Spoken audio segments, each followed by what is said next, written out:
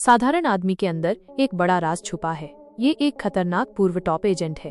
एक रिटायर्ड सैनिक ने उसकी कलाई पर बने टैटू को देखा और डर कर भाग गया। एक हिटमैन ने उसकी पहचान की और फौरन शहर छोड़ दिया। अब यह आदमी अपने परिवार के साथ एक छोटे से कस्बे में आम जिंदगी जी रहा है। उसकी जिंदगी अब बस घर से ऑफिस और ऑफिस से घर तक सीमित हो गई है। लेकिन एक रात उसकी ये शांति टूट जाती है जब दो चोर उसके घर में घुसे। अजय धीरे से एक बैट उठाता है और पुलिस को बुलवाने ही वाला होता है कि चोर उसे देख लेते हैं।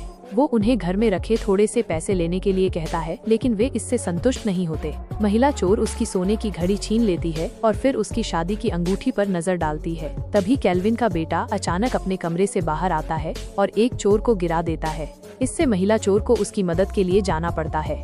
केल्विन के पास मौका था कि वह स्थिति को बदल दे, लेकिन वक्त पर वह रुक जाता है। चोरों को हावी होते देख उन्होंने उसके बेटे को मुक्का मार दिया और लूट का सामान लेकर भाग गए। उसका बेटा उसके इस व्यवहार से बहुत नाराज होता है। पुलिस वाले भी उसे कमजोर समझकर ताने मारते हैं। उसकी पत्नी की आंखों में भी निराशा दिखती है। केल्विन बस चुपचाप सिर झुका लेता है। अगले दिन पूरी कॉलोनी में चर्चा होने लगती है कि केल्विन के घर चोरी हुई थी। उसके पड़ोसी उसका मजाक उड़ाने लगते हैं। ऑफिस पहुंचने पर उसका जीजा भी उसे कमजोर समझकर उसके सिर पर रख देता है और अपनी बहन की सुरक्षा के लिए उसे एक दंड दे देता है।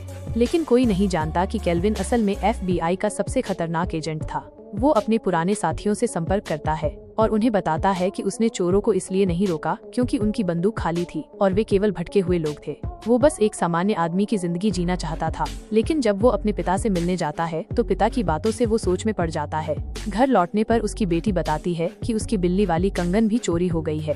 अब वो अपने गुस्से को रोक नहीं पाता और घर से बाहर निकल जाता है। वो अपने पिता की पुरानी FBI जैकेट और एक गन लेकर शहर की टैटू दुकानों में उन चोरों की तलाश करता है। आखिरकार जब वो आखिरी दुकान पर जाता है तो दुकानदार उसे पहचान कर डर जाता है।